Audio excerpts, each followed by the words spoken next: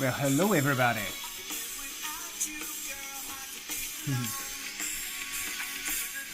Welcome. So welcome everybody to the newest episode of Dog Life Radio. All right, thank you, Johnny. Here we go, folks. So welcome. This is Dog Life Radio, episode number 14, and I am your host, Rossi Giugio. So hopefully you're going to enjoy this. We got something special on tap for you today. I've got an interview with Kalle Beck, more of a conversation, and I truly enjoyed it. Funny story, I was supposed to give him a call at 10 o'clock West Coast time, but I screwed up the conversion. Obviously, I am not that great at math, and called him an hour early, but he still hooked me up, and we had a great talk. So hopefully you enjoy listening to this as much as I enjoyed doing it. See what else? Pay a couple of bills. Drop me a 5-star on iTunes, people. For those of you who are on an iOS device, it is the best way to help spread the word for me. So please go ahead in there and just tell me how great I am, right? So drop a 5-star rating for me. And if you're not there, you can follow me on Podbean. You can go to Stitcher or any of the other places that you get fine quality podcasts. So with that, enjoy, people. Enjoy. All right, we are live here. This is Dog Life Radio, and I am Rossi Giugio, your host. Dog Life Radio, episode number 14. Thank you so much for joining us, and we have a very special guest on the line with me today, calling from the West Coast. Pretty early, a little bit earlier than I think he intended, but this is Kalle Beck. We've got him from the Strong Talk podcast, one of my favorites. Hopefully everybody has given it a shot and listened to it. Fantastic stuff there. And startingstrongman.com, a great website to get all kinds of information related to the sport of strongman, training, supplements, everything and anything. And I know I've mentioned that website a couple of times before when we were talking about Thor Bjornsson and some of the things that he was going through earlier in the year. So with that, welcome, Kalle. Hey, thanks for having me. Appreciate the kind words, and appreciate it. Awesome. Well deserved, man. Love your show and the website. We try my best. It's a constant. Like, I spend a lot of my day being, there's a lot that goes into it, but it ends up worth it in the end, Yeah, absolutely. I know you just went through some major, I guess, reset or restart with some, the Russians hacked into your website. Yeah, it's that was fun. Well, that was July was pretty much shit as overall, like as a whole month. August turned around. We're nearing the end of it, and can't complain from here. But yeah, that was it's fun when you spent 5+ years building something and it just disappears in an instant, and you didn't even know something like that could, because I never set out really to build a big business and what would turn into a website. It's just I kept adding information, and it was a personal blog, and just kept putting my own word out there, and articles and different resources I feel would be helpful for people to get into the sport or training style of strongman. And it kept growing, but it wasn't built like a business where you need to have this type of backups and this type of security. It was very just trying to keep up with the growth versus having a cohesive plan from the start. Yeah. So how did you find out that when it first occurred, when the site was gone and down? When I tried to go to the website and it was just a white screen. So just one morning you went in? Oh. No, I was in the I think I went to the post office to drop off some package, just to ship out some orders and stuff like that. And I was trying to, because all the time people ask me hey, they ask me a question and I just link it to the site because it's all on there. Yep. So I was doing that in the parking lot instead of just driving home and taking another 10 minutes, which is something I'm trying to work on, is find that balance a little bit better. And I couldn't load it. Went back, tried to log in, through the admin page to see what was wrong, and couldn't load it.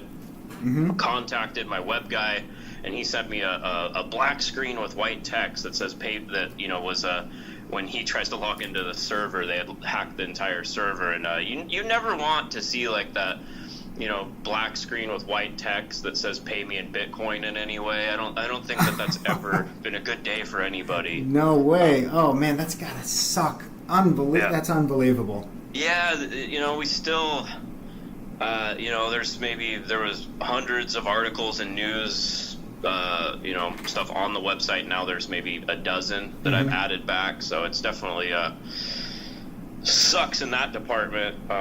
But we've built up everything in the store and most of the basis of everything, and had some good support from actually got a couple more sponsors for the website, which they're definitely doing that.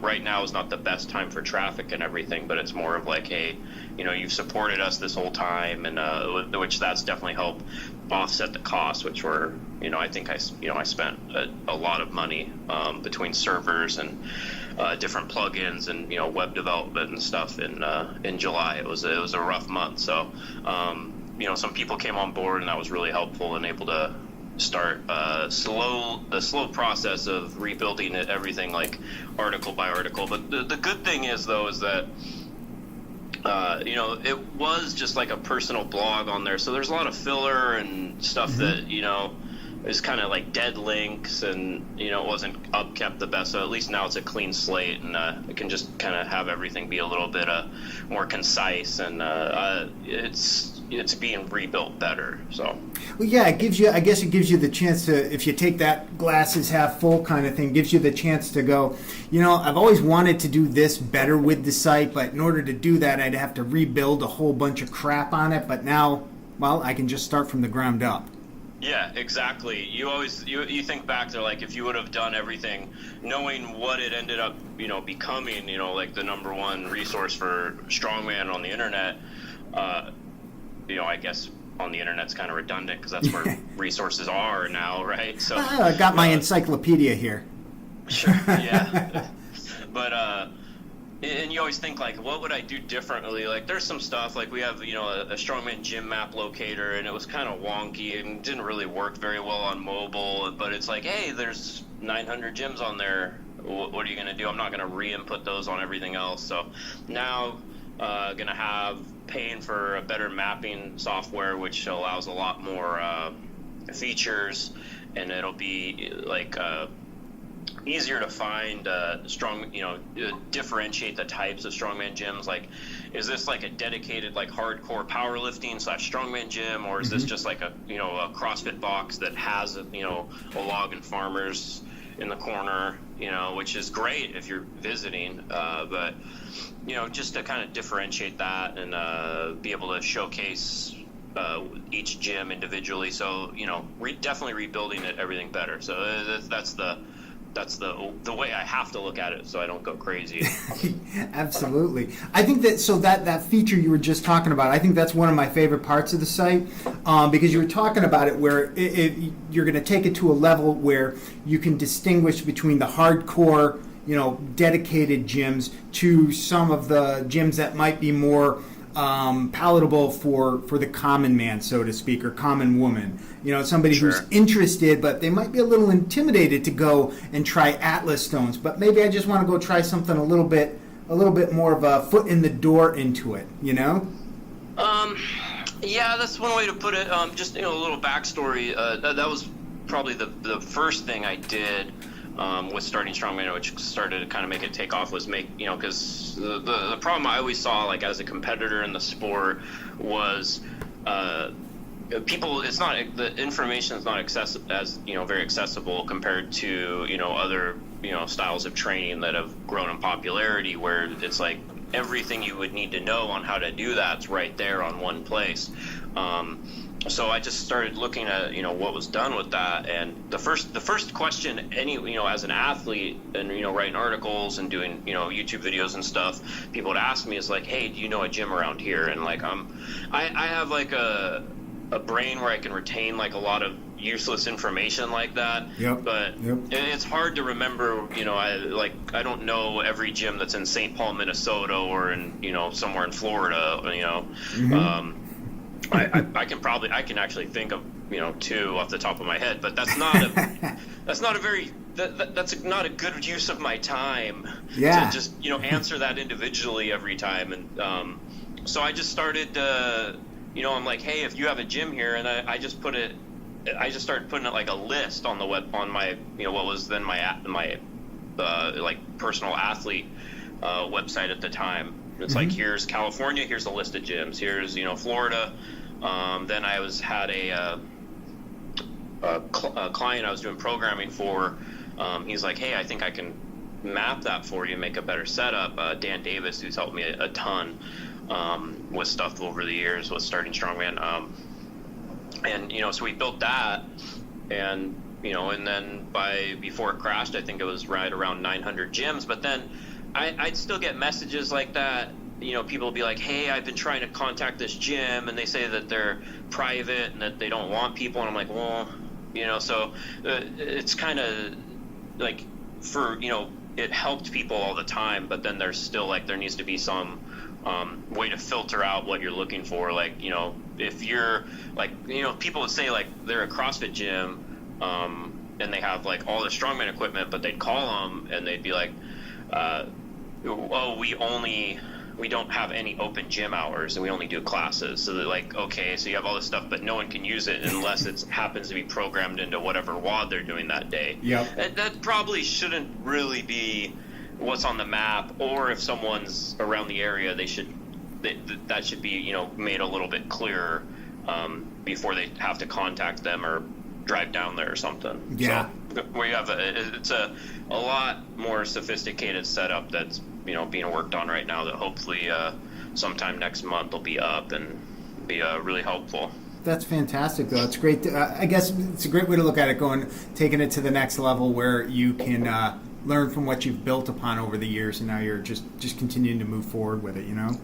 Yeah, and that's another reason why I haven't I wanted to get it so everything's functional, but as far as putting every old article back up, I've been a little I've been taking my time. I haven't been rushing that, thinking it's all I have to do, because the reality is all the articles and everything are great and they lead to other parts of my business, but I make my living doing coaching. Yep. So that has to I needed to catch back up with all my clients, and they take top priority, and making my money, my living and income doing that and providing services and products is what's able to help the resources. So that took top priority, because you can't really, nothing happens for free. So I can't spend all this time and money putting up different articles, paying authors to write and stuff if I might I can't pay my bills. Yeah. I have a mortgage and all those adult things you have to have, so yeah. I had to get caught up on all that and not overextend too much, because I don't make any money off of if someone happens to find a gym somewhere or not. That's just something I want to provide for the community, and I'm thankful that I'm able to do so from the support of people buying products on the store and signing up for coaching or our training templates, etc. Well, that's cool, man. Very cool. Yeah. So hopefully, one of the things I wanted to talk through is kind of I wouldn't describe my audience as a hardcore, or the listeners as hardcore strongman, but there are some out there that are, and others that are more into overall fitness.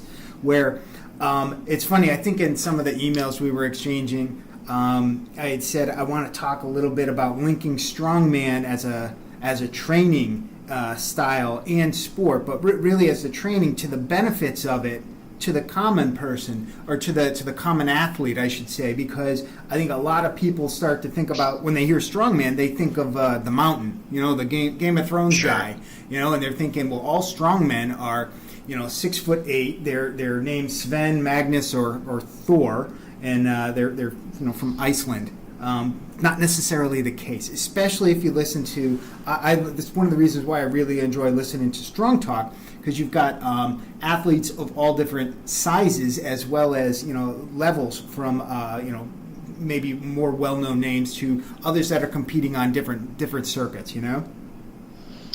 Yeah, that's something I definitely, one of the things I try to do with the podcast is, people ask, they're like, when are you going to get Eddie Hall on? When are you going to get that? First off, those people are pretty, like, yeah, sure, I'd do it tomorrow, but,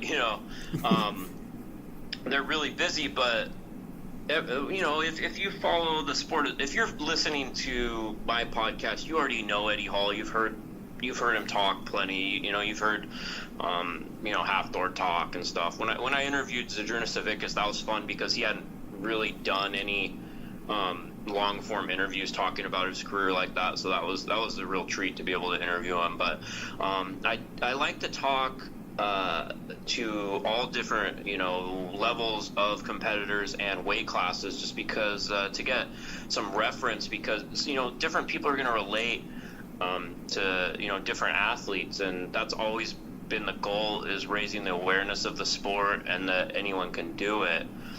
I'm 5'7", and I competed in the 175 pound class, which is lightweight. It's a very average size person, and I just talked to United States Strongman, had their national championship, and we did interviews with each female that won, from lightweight to to super heavyweight. So we're talking, and they're from someone might be 200 something pound female that can deadlift 500 pounds and press 220 pounds over their head, to then we got another one of the athletes is 132 pounds and can still deadlift close to 400 pounds. Like, they're everyone's strong, but people think like, oh, I'm a a lighter female, a lighter woman, how could I do this sport? But then you hear someone talk about an hour about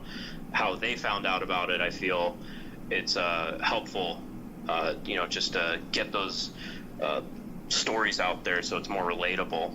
Absolutely. Which it's tough, because it's the thing that makes the sport, we're talking specifically about the sport, so great, is it seems superhuman, but it's also the same thing that keeps it from, in my opinion, growing to that next level, where by making it seem larger than life. And how is someone throwing a beer keg 15 feet up in the air, or picking up the back of a truck or something, like, how can anyone do that? Also says, how could you possibly do that? Which isn't the case. It's as scalable as anything. Or even if you're not necessarily carrying a refrigerator, you could carry something on your back or in your hands that's going to give you a training stimulus, which is going to help your everyday life. But yeah, it's as scalable, just like CrossFit's grown because they showed, like, hey, here's the workouts and here's how to scale them down to any level, to less skilled movements, or less weight, less distance, less overall volume, whatever it is. Strongman's the same way. Yeah, I love the way you're framing that about superhuman, because I remember when I was younger, much younger, seeing the world's strongest man on TV and seeing seeing the replays anyway of Jan Paul Sigmarsson and Magnus Ver, and seeing the events and seeing these people that were superheroes carrying these stones, and for the most part doing something that you wouldn't think is possible. And then to drill it back to one of your last interviews with one of the ones I loved was Christina. I actually started following her on Instagram afterwards. Yes, Christina Bengma. Yeah. She doesn't look like a female version of Magnus Ver Magnusson. She looks like a female, and it's like, and she's doing these things where, to just keep going with where you were headed, picking up a stone that's smaller in scale to your stature, you're getting that benefit that you don't get from strapping yourself into a Nautilus machine or sitting on the Taibo thing in the basement. You're getting a different type of workout. Yeah, and it does look superhuman, and I'm sure a lot of people would watch what she does and be like, how could someone ever possibly do that too, just because she's at a high level. But the fact is, you start somewhere, and most, like, a empty keg is 35 pounds. A log, a pair, you can figure out anything to walk, to do farmers walks. There's just these basic movements that we do in strongman that you can do for general fitness, and people bastardize fitness and sport, and they don't differentiate the two, and they're very different. Doing something at any extreme isn't necessarily healthy. Like obviously there's some health benefits, but if you're pushing something to the absolute limit, there's more room for, you're setting yourself up for injury more. So it's just the nature of sport. How, you watch people play football on Sunday, how many times is someone off the field and they're injured and they don't think about it? Yeah. It's just, you're doing it at a high level. So you have to look and go, okay, these competitions, how do we, the way I like to put it, which I've been putting a lot of thought in lately, is like strongman for every man, right? Yeah. So we take, what I've learned, what other people have learned, what, the sport's developed, as we're trying to find out who's the strongest, person in the world. And so obviously those are probably good physical feats, right? So how do we then, kind of scale those down so they can be applied to, anyone's training who just simply wants to be able to play with their kids when they're older, keep up, be able to, do yard work around the house, go play softball, whatever, just be a healthy, active individual, and and not get injured. And I have I have some clients who they're just they're 40 something and they're firefighters, and they just want to be able to stay in shape because they need to train to be able to do that, and it's different than when they were 20 and they could just kind of screw off a little bit. Yeah, I think there's a big shift in views of fitness to that level, to what you're saying, because it's I don't need to go out and pick up a car or be able to do a 360 slam dunk. I just want to go out and shoot hoops with my kid. Having that overall physical fitness to be able to have an active lifestyle. I don't want to be sedentary, and I don't want to train so that I can do this specific exercise to the best. I'm strong, but only if I'm doing the hamstring curl machine at the gym. Right. I want to have good legs so I can jump around and play on the beach and whatever it may be. And I like the way that you're connecting to every man with it, because I feel like that strongman exercises, maybe not every single one of them, but aspects of them are fantastic and hugely beneficial for everyone. Sure. Yeah, and we talk about what's functional strength, right? Yeah. And that's a weird term, because what is unfunctional strength? Like, if you go on the hamstring curl and you build up your hamstrings, that doesn't make it unfunctional. That's a function. It's to do a hamstring curl. But you have to think about when you are actually, like, when you pick something up in your everyday life and you have to do, lift something that's, relatively heavy. Do you ever just pick it up and put it back down for the most part? No. That doesn't complete anything. It's in the exact spot it stayed in. Usually if you having to lift something, you're picking it up, you're putting it up onto something, you're carrying it somewhere else. So that's what we do in strongman. We take and they also don't have handles. They're not perfectly balanced. Yes. And that's exactly what strongman is. So you got this whole truck bed of mulch that is your wife wants you to redo the whole backyard and carry 15 bags of mulch in, and you got a wheelbarrow and stuff. It's kind of like strongman. It's like strongman's basically manual labor for sport. Well, yeah, if you take it back, how did it start? Well, you're probably some farmers out there. You think I just did an episode on the Husafell about how it was a gate for a goat farmer in Iceland. Right. It's like, I need a gate, and here we go. And that's really heavy. I bet you I could lift it, and kind of just continued on from there, and it didn't have handles. Yeah, and how was through genetics and hard work and genetics being passed down, because they're hardier stock that were able to lift stones like that. You got to see who was able to lift it the furthest. There you go. But now we're able to we understand stuff enough to train it so we can be as strong and capable as we can, and that's something I look at. Like when I was talking about some of my clients, like they're like, I'm just going up in deadlifts, and once I get past, like they start to get to 455. They're like, I just can't get to 455. I'm like, I mean, you're a 180 pound guy. You know, you're 40 years old. You run for, you know, you can run a decent mile and you can deadlift 405. Like, do you really need to get any stronger than that to be like physically fit? Not really. No, that might be fun, but that's it. Probably, go ahead. Yeah. Yeah. You're probably not like any of your normal daily tasks or just physical enjoyments. You're probably perfectly fine to do so. So maybe let's work on a couple different aspects of your fitness and bring those up.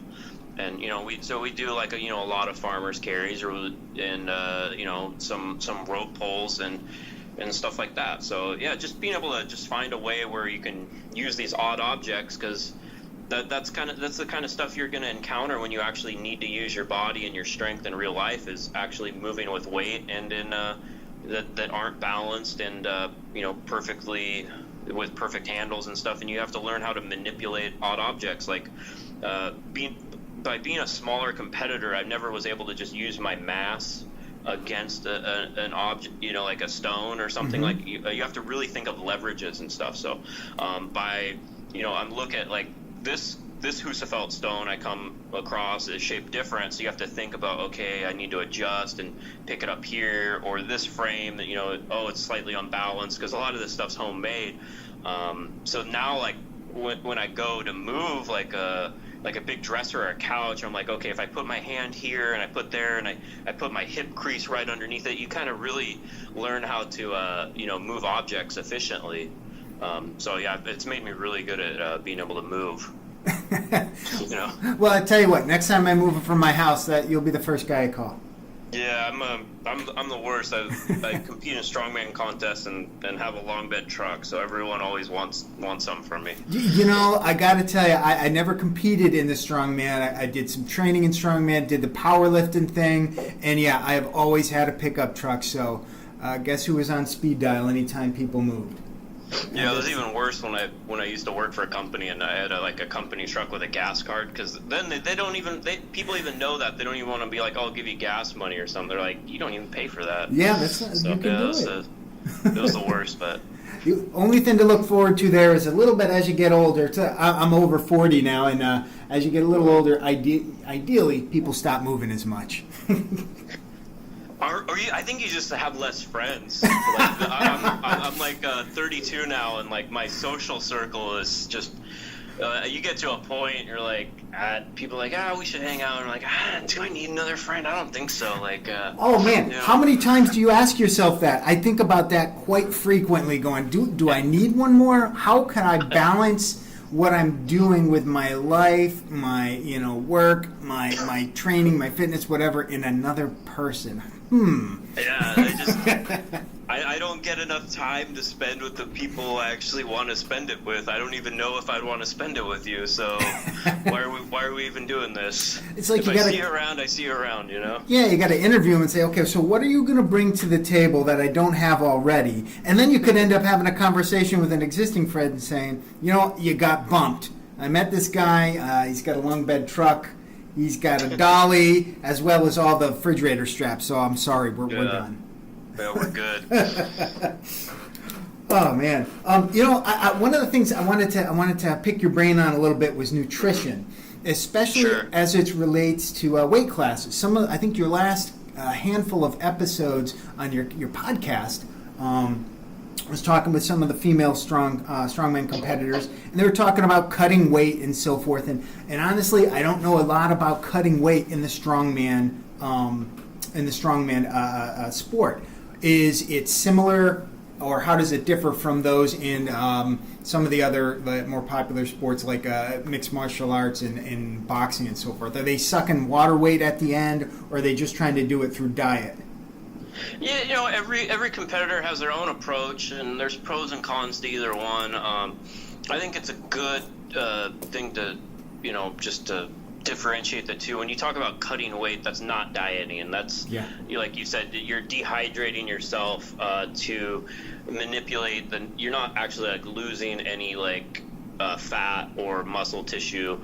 You're just taking the water out of your body to have a lower number appear on the scale so you can weigh in. And it's going to be somewhat similar in every weight class sport. People are looking for an advantage, and especially in a strength sport, if you can be a little bit bigger and then properly rehydrate yourself and come in then you like, I competed at 175 and I'd maybe come in closer to 190 by the time I'm competing. In theory, that should be an advantage compared to someone who weighs 169 pounds, right? Yep. I've got hopefully I got 20 pounds hopefully of muscle on them.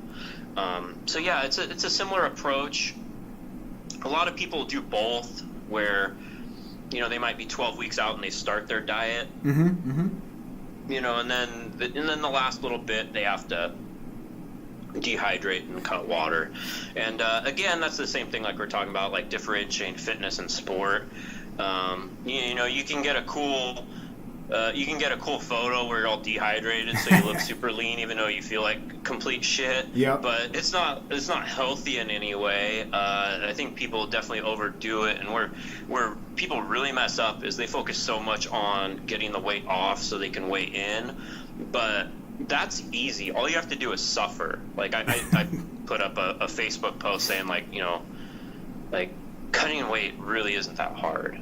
All you have to do to cut weight is not do things. Like, you have to not eat, not drink water. You pretty much just have to sit there. You have to go in a sauna and sweat, and it's just a mind game. You're not doing anything hard.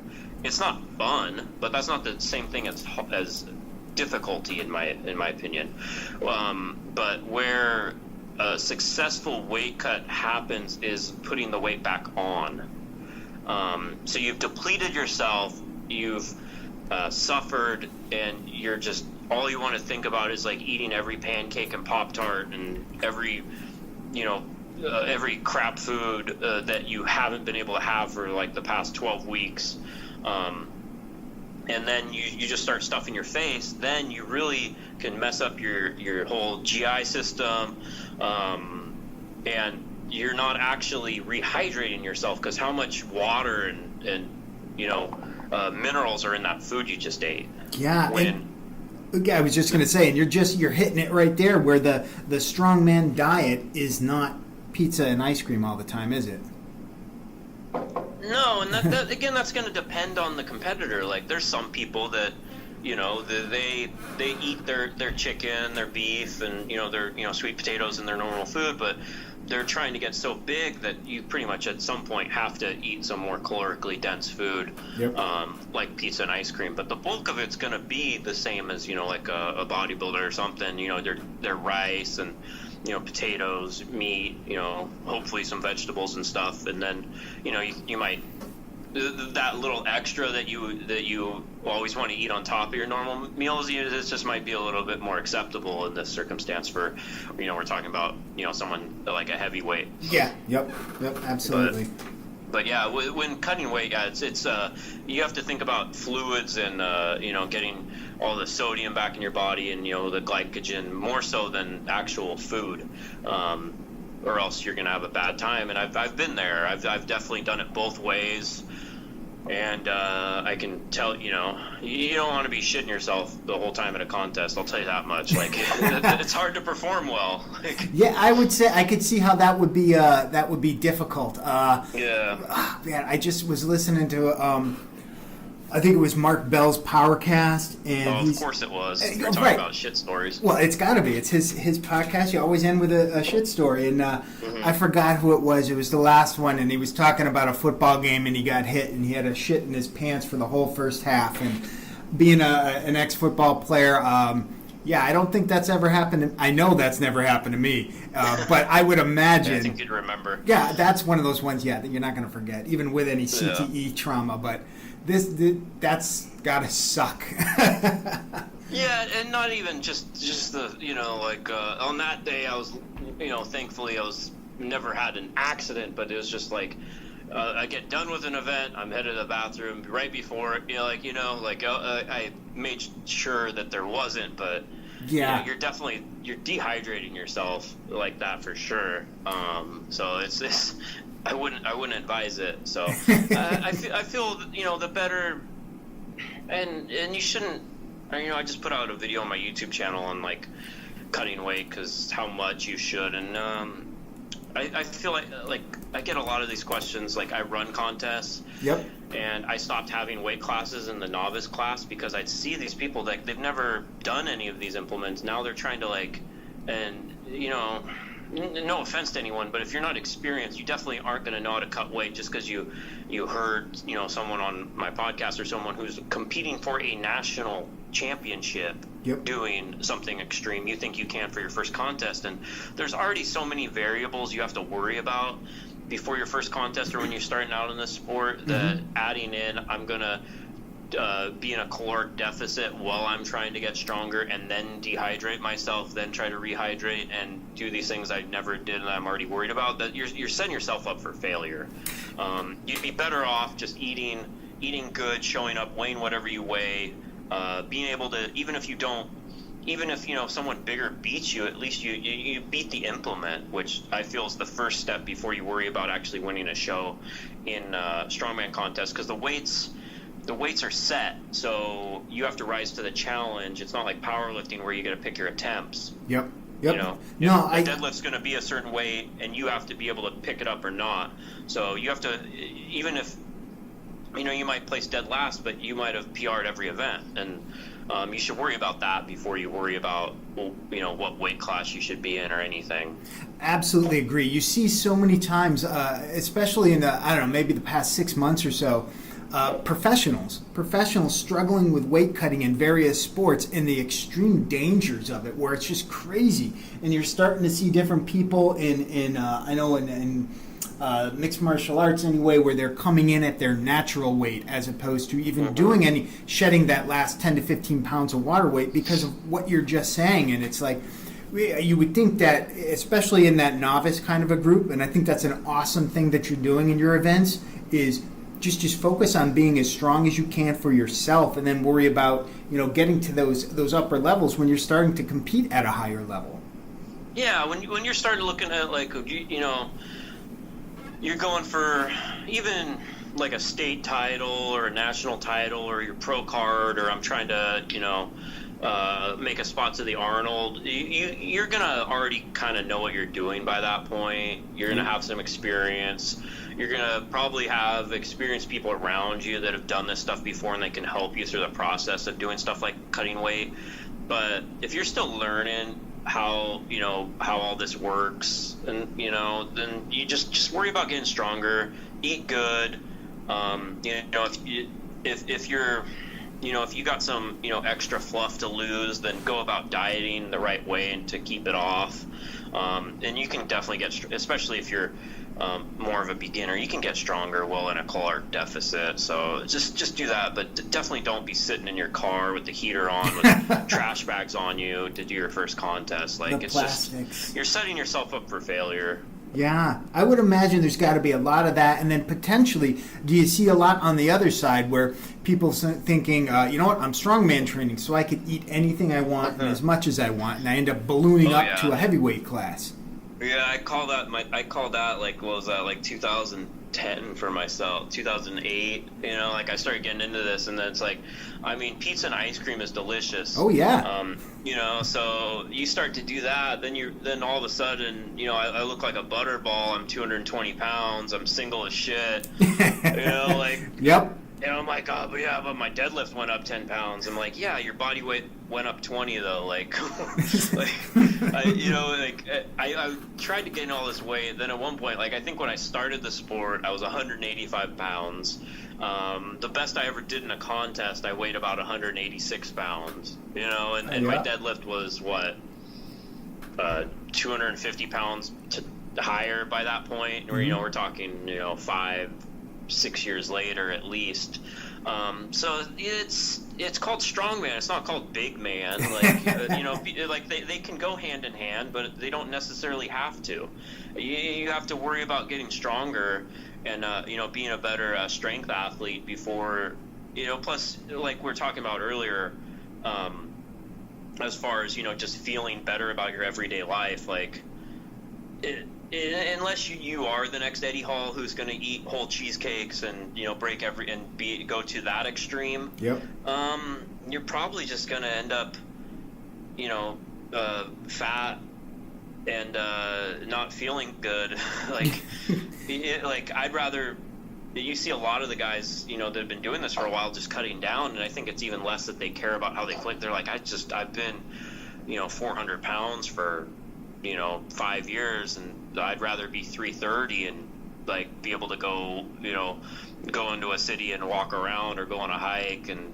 Well, yeah, that's the big thing. Go up the stairs. The biggest I ever got was I was up to 230, and I'm only 5'8" as well. And I go up a flight of stairs, and I'm sweating and panting, going, there's something wrong here, man. And the Eddie Hall thing, I remember, I think it was in his documentary. It could have been on your podcast too, where you were talking about it, where he's consuming so much weight to get to that big, and it'll be interesting to see if he's going to continue it or just go, I won this year, maybe I'll kind of cut back a little bit and get to that point where I'm not forcing myself to get to this space and stretching his body to the extreme, because doing that for a prolonged period, it's just not healthy for your body. The stress it puts on your joints, your hips and knees and back. Oh, and your heart. Not to mention your heart. Most importantly. Yeah. Even myself, I'm a little under 200 pounds right now, and your body doesn't differentiate between, muscle and fat. It's just load. I have a small frame. I built up a decent amount of muscle. I'm not the biggest guy in the world, but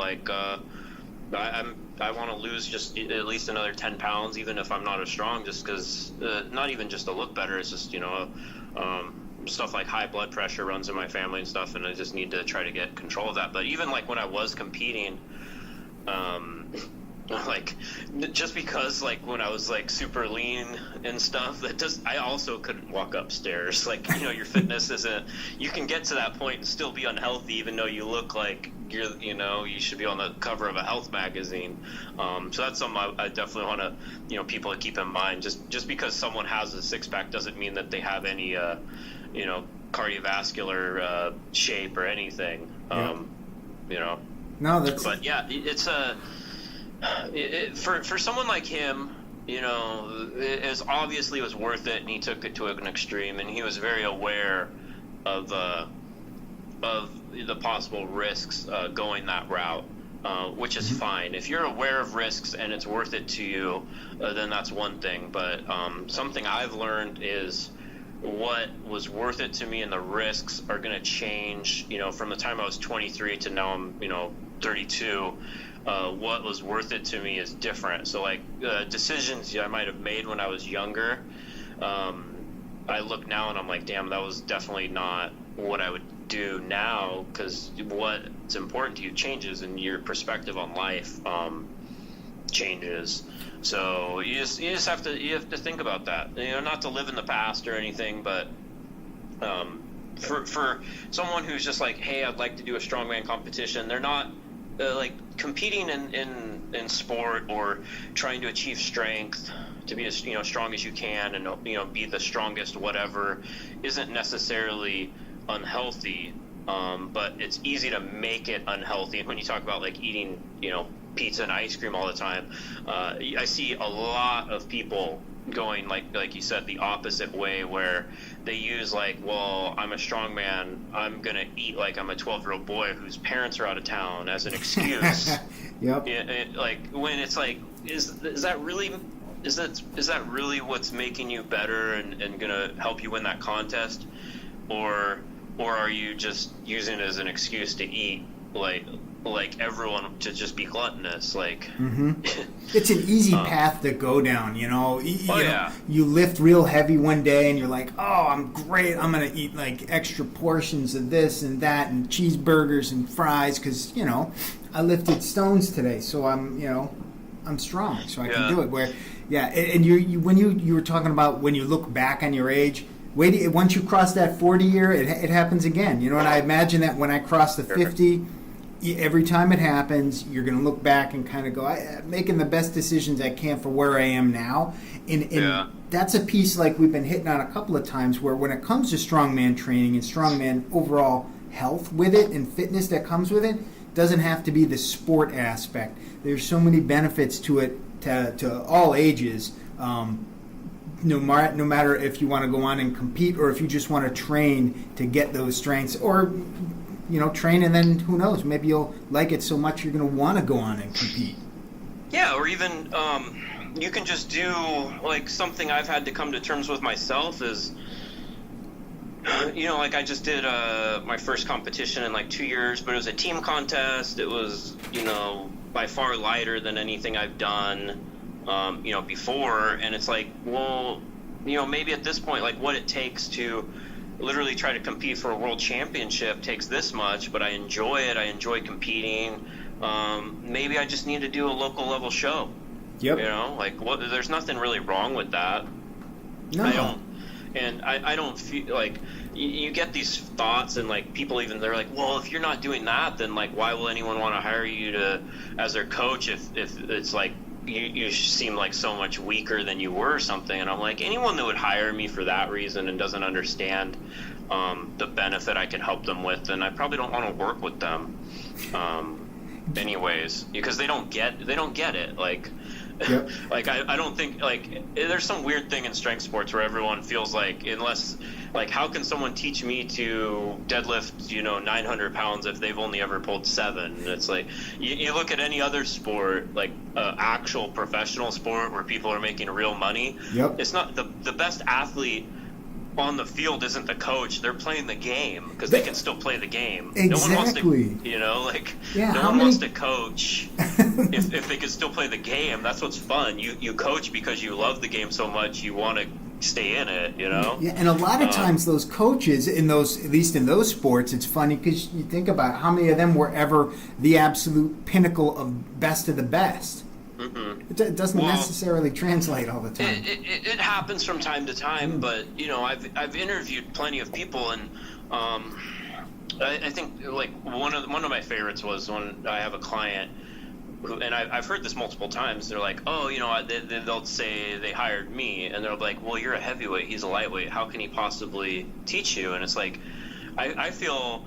As a smaller competitor, you have to think about, like, I was never like the strongest guy, but you have to be technical because I realize I can figure out a technique on an event or a lift, and I can get instantly better in it within an hour. Mm-hmm. But like getting stronger, that takes a long time. Yep. Like actually getting stronger, like gaining another 5 pounds of muscle, that might take you 2 years, like really, or longer, like, especially as you get up there in age. But I can get more technically proficient and or just figure out better strategy, pretty much instantly. Yep. And I've worked with, I've helped Robert Oberst with his training since he got in, and it was like kind of that perfect meld where it's like I had all this, but I'm 5 foot nothing, and don't have this. When you take this person who is literally almost in the NFL and is this walking giant, and he just picked my brain and we talked about the technique in events, and he taught me other stuff, and he went to World's Strongest Man finals with 2.5 years in the sport, where. And not to discredit that, because I hate when people go, oh, don't listen to people that are just genetic freaks, because it came easy to them. Because I've been around this stuff, and I've seen plenty of guys who are 6'8", 400 pounds, who out of the gate look like they could press a house, right? Yep. And how many of them ended up going to World's Strongest Man? They either wouldn't listen, or they you can get to that point where you're able to do things when it's easy. But then getting past that point where you actually have to rework stuff and learn is hard. And he was able to do that. So I don't like that other point. It's not, you definitely learn things around the way. Like if you've, pressed a 460 pound log over your head, yep, you've learned along the way.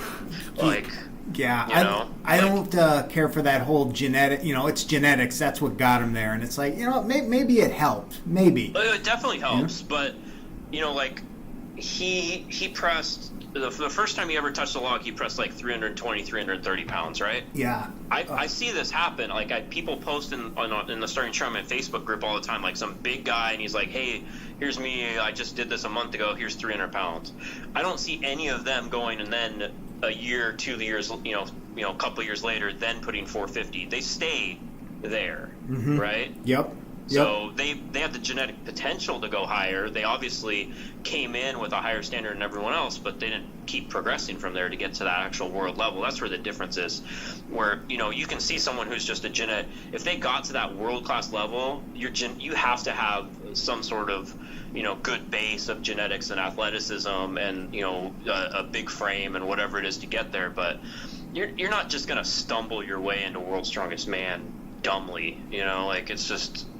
Yeah. There's too many barriers along the way there. No, absolutely. When you get to that pinnacle space, oh man, wow! I'm looking at the clock here and I'm seeing we've been going for almost an hour now. This has been fantastic.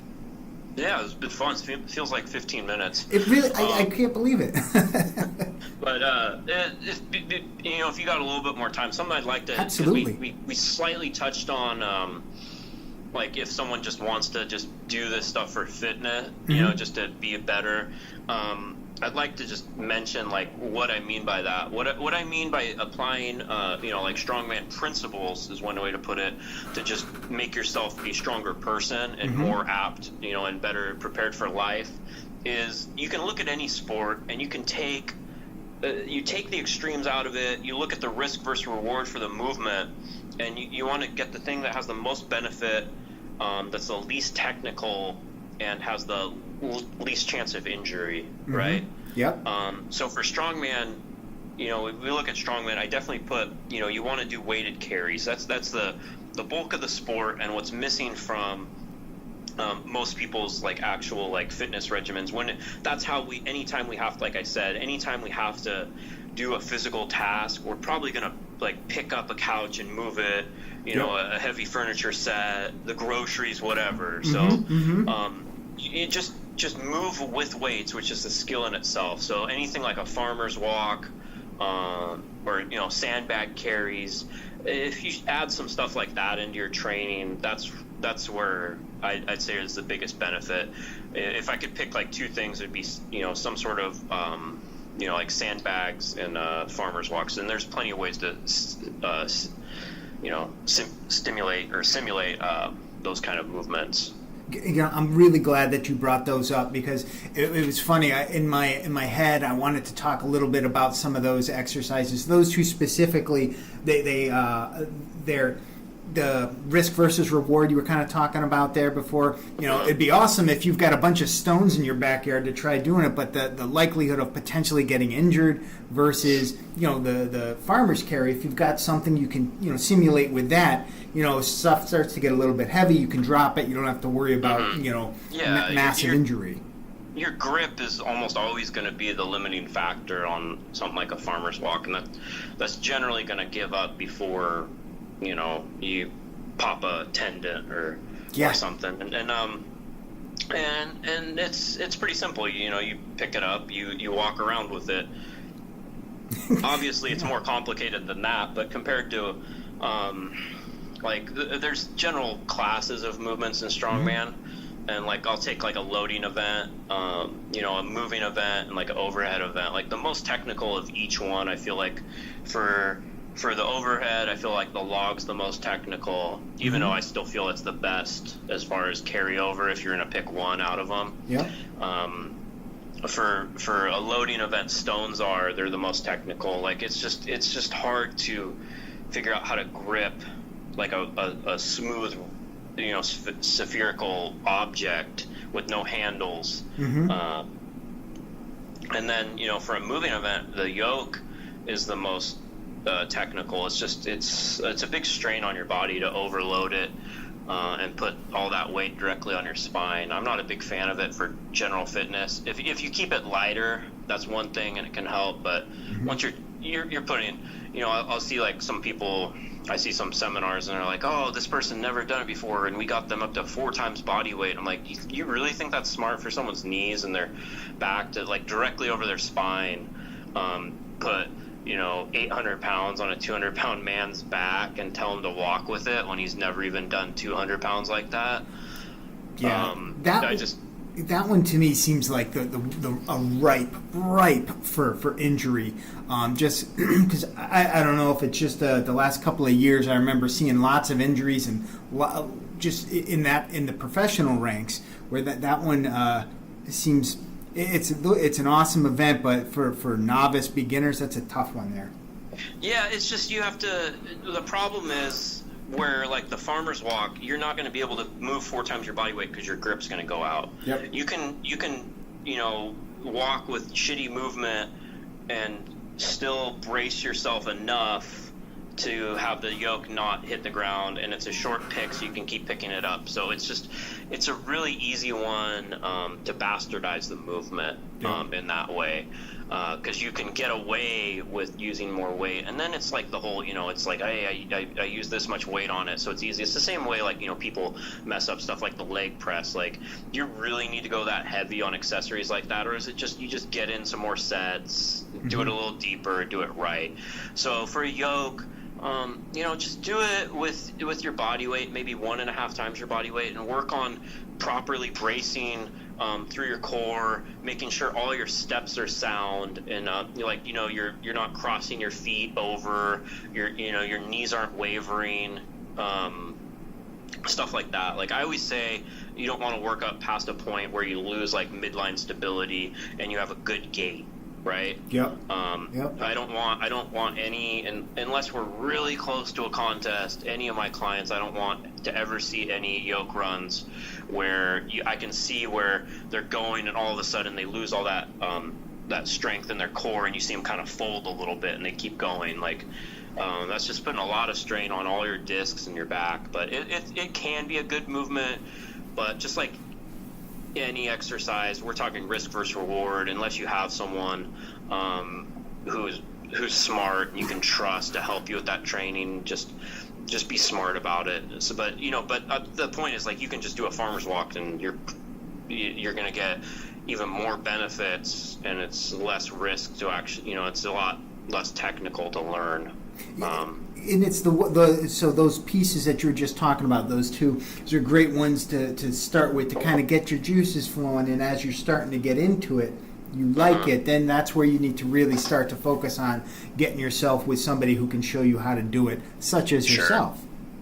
Yeah, we have, I do one-on-one coaching, consultations, and we have, a team of coaches as well that are all qualified and good competitors, and not just if you want to do strongman, just if you, hey, I just want to throw in some of these type of implements. And like I'll see people, they'll ask me, they're like, are you just going to program in just the strongman stuff? I'm like, no, like I'm going to give you a strength program, and it's going to include strongman implements, because the foundation of any strength program is still going to be the compound lifts, your deadlifts, your overhead press, your squats, etc. It's just you can add in strongman implements in a smart way to just get even more benefit from this training program. Like I have plenty of people I work with, past and present, that they enjoy this style of training, and they just found physical benefits for their everyday life, and maybe even haven't done a competition, or they do it for a while and they've got fairly proficient just training these types of things, and they go and do a local contest, and then they progress from there, just because that you kind of want to see, like, hey, I think I could do this. So because competing is fun. You definitely do get stronger when there's a deadline, I've found. Yeah, absolutely. When you have a goal in mind, it's you wake up to train, you have that extra motivation, and you do get stronger. I'm not poo-pooing on competing this whole time. I'm just differentiating that fact. I think competing's awesome, and everyone should have some sort of pursuit that they look forward to like that.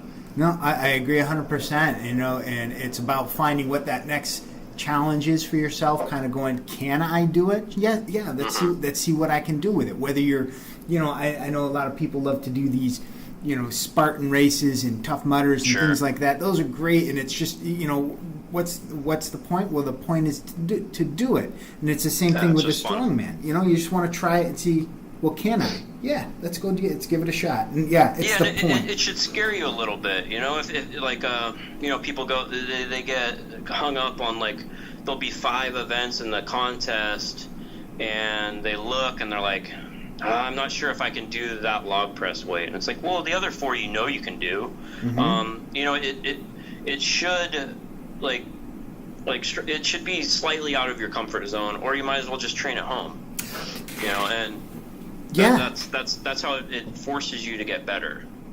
No, I agree. It's to your point, when you're just getting into it versus if you're more of a seasoned vet at that point, I would imagine it would be a bit different than me coming in and doing my first contest.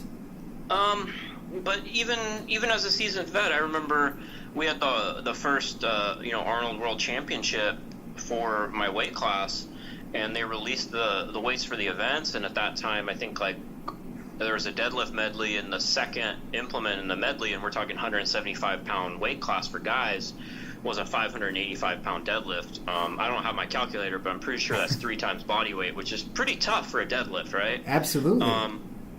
And you know, this is 2012 it was announced, so the 2013 contest, you know, now just a few years later, you know, everyone in sport evolves, so that wouldn't even seem crazy. But at the time, I think like I could remember there was like 3 guys maybe that had, you know, a 600-ish pound deadlift. Like that was, you know, and then I think maybe, you know, out of 20 or so competitors, you know, 3 people ended up zeroing it just because everyone rose to that occasion. We're talking, you know, people competing at a world level. Yep. You know, people had 12 weeks to put 60 pounds on your deadlift. How do you put 60 pounds on your deadlift in 12 weeks?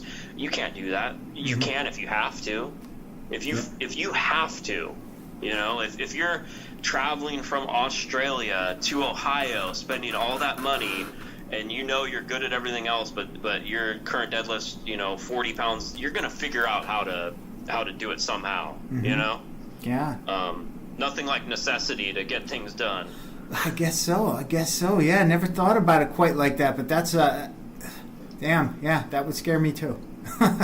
Yeah, it made me happy because I had a 600 pound deadlift before it was announced. So I was like, oh, all these people are going to zero. I'm going to pick up so many points because like 3 people are going to be able to do it. Then like, I don't think I got any stronger because of it, but everyone else did. And I was like, shit, didn't pick up as many as I thought. How did that event turn out for you? We had a like 400 something pound axle deadlift, then the 585 pounds, and I'm talking, this isn't a strongman deadlift where like, you know, it's elevated. This was from the floor. Then we had a 720 pound frame deadlift. Yeah. And then we had to deadlift a car for reps. Oh man. And we had 75 seconds. So I wasted, and like at that time, I don't think I had been defeated in the car deadlift in my weight class, or I don't think I lost a deadlift. Nah, maybe I don't even know if I lost a deadlift in my weight class at that point. But they, I fumbled around with my straps. We didn't have the figure 8 straps like we do now, which we sell on our store. I couldn't get my straps around the frame, and there's no way I'm picking up a powder-coated frame that's 720 pounds without straps. Yep. So I wasted some time there, and we were supposed to have like either a 90 second or a 75-second time limit, but I didn't know that in a couple lanes before me that they lowered it to 60 because someone just went at 60. So I guess everyone's gonna be 60. So I kind of took more time. Yep. So then I got to the car and I didn't have much time, and I still think I ended up getting 10 reps or so in the car, but it was only good enough for like 4th place. That, you know, because everyone there was, you know, it was the World Championships and everyone was a beast. I think Shane Germain, who is, if you want to look up like who is the strong, like he's bigger now, but he was 80 kilo, 175. Shane Germain from he's over in England. This dude, he's so freaking strong. He hit like 20 reps on the car deadlift, like after all the stuff, you know. Damn. And probably could have kept going. He's just, you know, ran out of time. Like, you were talking, he has like a 300 and mid 300 pound log press and barely weighs 90 kilos now. Like, he was doing stuff back then. It's just he probably should have won that year. He literally turned we had a wheelbarrow, and he was going so fast that it turned around on him, and then he had to pull it backwards. How he pulled it backwards, I have no idea to get across the line. But again, it's not always the strongest guy that wins. He made a big mistake, and it cost him a lot. But yeah, he's a fun guy to go check out on Instagram. I think it's MTS Systems on Instagram now. That's his gym, or MST maybe, one or the other. I'll definitely have to check that out. I was writing that one down. Very cool. Very cool stuff. Yeah, awesome. Yeah, man. Wow, this has been fantastic, man. I really appreciate you taking the time. Before we wrap up, I got one last question for you. Sure. Do you have, is there anything you want to promote or announce? I know I spoke about your websites, Starting Strongman. You want to hit up some of your different contacts. You mentioned your YouTube page. Yeah, I appreciate everyone listening. Hopefully you got some from this. If you have any questions, you can reach out. It's startingstrongman.com. A bunch of these resources. It's Starting Strongman on Instagram, Facebook, YouTube, Twitter, everywhere. Yep. Kalle Beck at startingstrongman.com. That's with 2 L's. If you want to shoot me an email, or we have a forum where you can ask questions too on the website. And we sell. We have coaching, templates, ebooks, programs, belts, distributor for SBD USA, Cerberus USA, pretty much anything you need for the sport of strongman or just strength training in general. We carry it at store.startingstrongman.com. All right, that is awesome. All right, folks, thank you so much for joining us. This has been a great talk. Hope you loved it as much as I enjoyed doing it.